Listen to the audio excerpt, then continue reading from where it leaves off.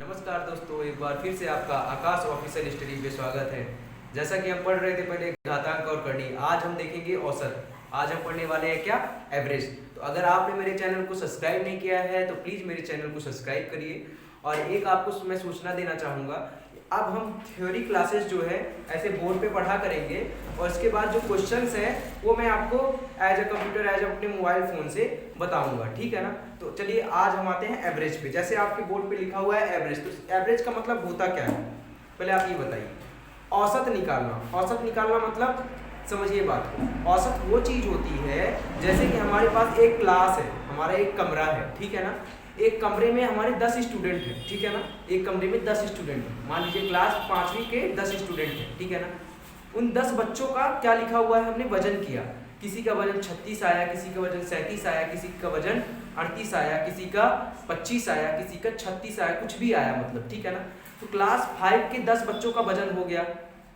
Class 5 के 10 बच्चों का वजन हो गया, ठीक है ना। उसके बाद क्लास 6 के ऐसे 10 बच्चों का वजन ले लिया। तो हमारे प्रिंसिपल सर ने हमसे ये कहा कि बेटा आप ये बताइए कि मतलब क्लास फर्स्ट से लेकर क्लास 8 तक, मतलब कक्षा 1 से लेकर कक्षा 8 तक जितने बच्चे हैं, ठीक है ना, मतलब कि इस क्लास के बच्चों का एवरेज कितना रहा वजन का, क्लास सेकंड के बच्चों का एवरेज कितना रहा। बात समझिए।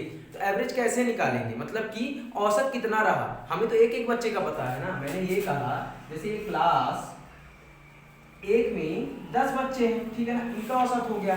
मैंने ये कहा क्लास सेकंड पे ऐसे 10 बच्चे हैं, इनका औसत निकालना है हमें, लेकिन सबका क्या दिया है, वजन दिया है, सबका वजन दिया है, ठीक है ना, सबका वेट दिया है। तो हम औसत कैसे निकालेंगे हम आपको आज यही बताएंगे। क्लियर हुई बात? तो चलिए आते हैं अपनी क्लास पे और आज आपको पढ़ाते हैं एवरेज। तो अगर आप मेरे चैनल को सब्सक्राइब नहीं किया है तो प्लीज़ सब्सक्राइब करिए और उसके नीचे जो घंटी है ना उसको जरूर दबा दीजिए, तभी मेरे चैनल की नोटिफिकेशन मिलेगी, ठीक है। तो चलिए आते हैं हम लोग इसमें औसत पे। औसत मतलब क्या होता है? औसत को हम बोलते हैं इंग्लिश में क्या? एवरेज। क्या बोलते हैं बेटा? एवरेज। औसत इक्वल टू होता क्या है, हमारे पास जो नंबर ऑफ क्या दिया हो, परिणाम दिया हो, मतलब कि हमारे पास क्या दिया, मान लीजिए ये कक्षा 5 है, ठीक है ना। कक्षा 5 में कितने विद्यार्थी हैं? 10, या फिर मान लीजिए 5 है, तो 5 विद्यार्थियों का औसत दिया है। एक का एक कितना किलो का है? एक 30 केजी का है, ठीक है ना। एक कितने का है? एक 35 का है। अरे 5वीं क्लास के बच्चों का इतना ना वजन होगा, इससे ज्यादा थोड़ी होगा। कोई मोटा हो सकता है, जैसे कोई हो गया 45 का, ठीक है ना, कोई हो गया 75 का, मान लीजिए जो ज्यादा मोटा हो गया है ना, और कोई मान लीजिए हो गया 40 का, ठीक है ना। 5 बच्चे हो गए, 1 2 3 4 5, 5 बच्चे हैं। मैंने ये बोला कक्षा 5 के बच्चों का औसत कितना होगा। शिवेन थोड़ा खड़े हो जाइए। कक्षा 5 के बच्चों का औसत कैसा होगा? ठीक चल रहा है, पूछ करो। तो कक्षा 5 के बच्चों का औसत कितना होगा?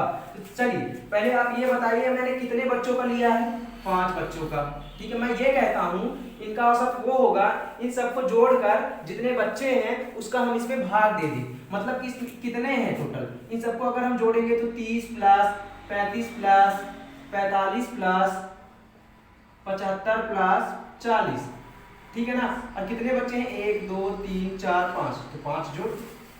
अब सर जी कहोगे सर इसको जोड़े कैसे? तो दिमाग होगा तो जोड़ लोगे बच्चे। जोड़ने का तरीका तभी आएगा। कैसे आएगा? देखिए इधर, मतलब कि जोड़ने का एक तरीका होता है। अब आप कहोगे इसको मैं 30 35 ऐसे लिख दूं, ऐसे नहीं जोड़ना है। जोड़ने का तरीका ऐसे, ये 0 हुआ, ये 5 हुआ, ये 5 हुआ, 5 हुआ, ऐसे जोड़ दीजिए। तो ये 0 हुआ, ये 5 5 10 5 15 की 5, हासिल लगे 1। अब इसके बगल वाला सब जोड़ दीजिए, 3 3 6 6 4 10, ठीक है ना। 10 7 17 और 17 4 21, और 21 1 क्या हो गया? 22। ये हो गया कितना? 225 आ गया। कितना आया बेटा? 225। अब नीचे कितना है? 5, भाग दे दीजिए। 5 दूना 5 चौ 20, 2 आया 5 पचम, तो एवरेज कितना आ गया? 45। मतलब कि कक्षा 5 में जितने भी बच्चे हैं उनका औसत वजन कितना है? 45 है। उम्मीद करता हूँ ये सेशन आपको अच्छा लग रहा होगा। अगर अच्छा लग रहा है तो मेरे सेशन को क्या करिएगा?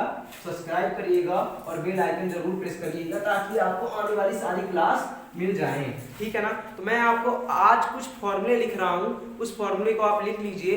बेसिक आपको ये समझ में आ गया होगा कि एवरेज होता क्या है।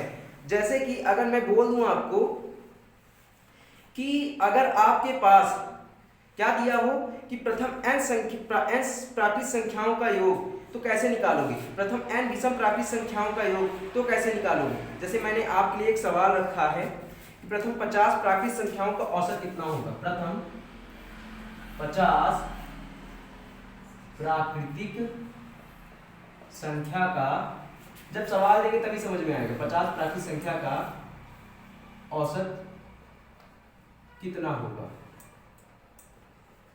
तो आप क्या करोगे, आप ये करोगे, इसके लिए जो है आप सबसे पहले देखो प्रथम 50 प्राकृतिक संख्या होती कैसे है, उसको निकालना कैसे है। प्राकृतिक संख्या तो आप जानते हो कि कितने कहाँ से स्टार्ट होती है, 1 2 3 ऐसे हो गई, ठीक है ना।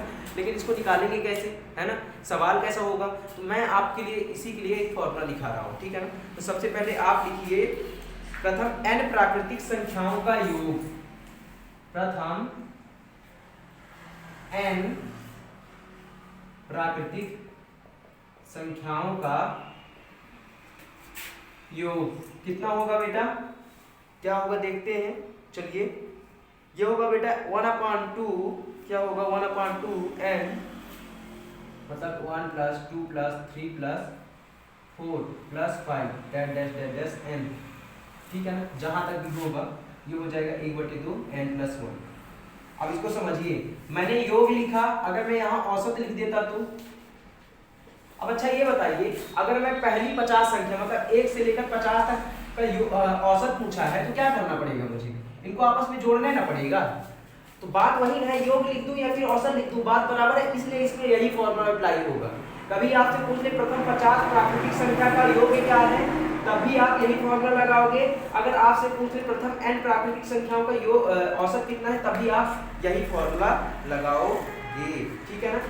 सॉरी, ठीक है। तो मैं उम्मीद करता हूँ ये आपको अच्छा लग रहा होगा। अगर सही लग रहा है फॉर्मूला तो इसको लिख लें। अब जैसे ये वाला सवाल इसमें हमको अप्लाई करना है, तो हमारे पास फॉर्मूला ये आ गया।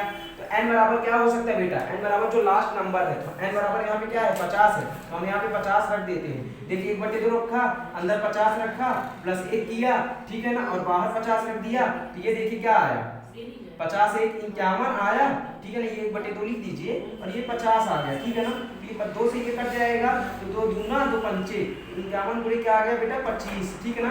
25 से कम 25 का पहाड़ा पढ़ दो, तो 25 से कम 25 5 आ गया, हाथ से लगी दो, 25 पंचे 125 और 2 में तो 127, 1275 इसका आंसर आ जाएगा।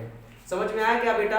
मैंने सिंपल सा लिखा है, मैंने आपको ये बताया कि अगर प्रथम n प्राकृतिक संख्या है दी हुई है, चाहे उसका योग करें चाहे औसत करें, औसत में भी हमको योग ही करना पड़ता है, ठीक है ना। तो उसके लिए ये फॉर्मूला होगा, ठीक है। अब आगे देखते हैं, इसके और भी टाइप सवाल हैं जो मैं आपको अपने मोबाइल के माध्यम से क्वेश्चन कराऊंगा। पहले आप टाइप से समझ लें, बेसिक यहाँ समझ लें, ताकि जब मैं आपको क्वेश्चन बताऊं तो कोई दिक्कत ना हो। फॉर्मूले यहाँ देख लें आप, ठीक है ना। शिवेन थोड़ा सा पोज करो बेटे।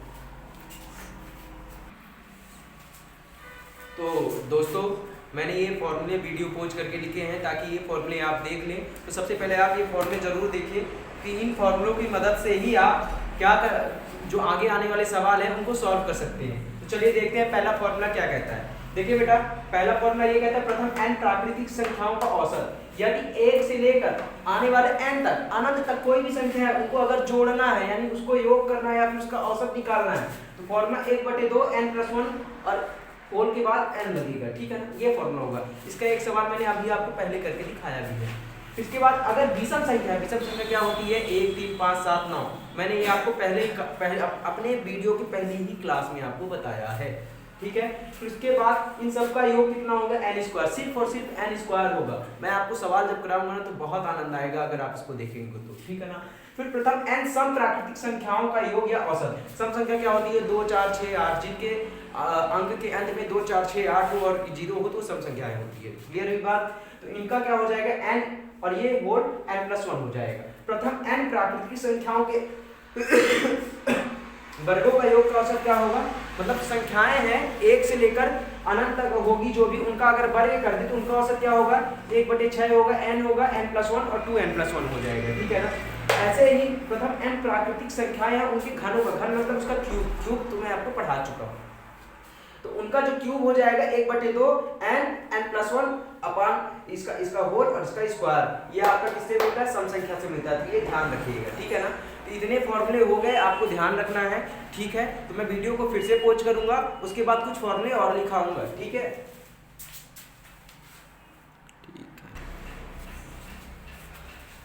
फिर से दोस्तों हम आ गए हैं, फिर से दूसरा फॉर्मूला लेकर। वीडियो को पॉज किया गया था ताकि आपका दूसरा फॉर्मूला बोर्ड पे लिख दिया जाए। तो आपके बोर्ड पे एक और फॉर्मूला लिखा है कि यदि समांतर श्रेणी ऐसी दी हुई है a + d a + 2d a + 3d।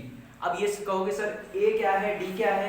तो a को हम प्रथम पद बोलते हैं। जैसे मैंने a को 1 मान लिया और जो d होगा सर्वांतर, मतलब इसके और इसके बीच का अंतर। जैसे मान लो 1 हो गया और 1 में मैंने 2 जोड़ दिया, ठीक है ना। दूसरा पद क्या हो गया? 3 हो गया, ठीक है।